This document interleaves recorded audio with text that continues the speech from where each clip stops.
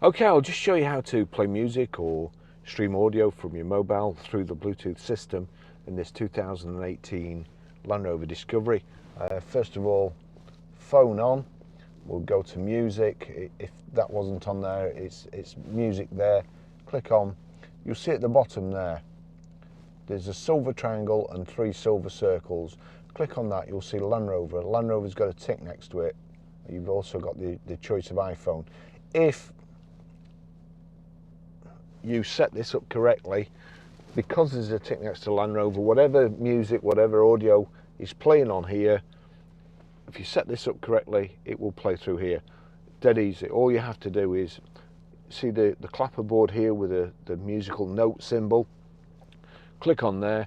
That's on radio at the moment. We need to change it to play the stuff from your phone. So we go to source, and there you go. Those are your options: online media, media library, radio, Barry's iPhone 13.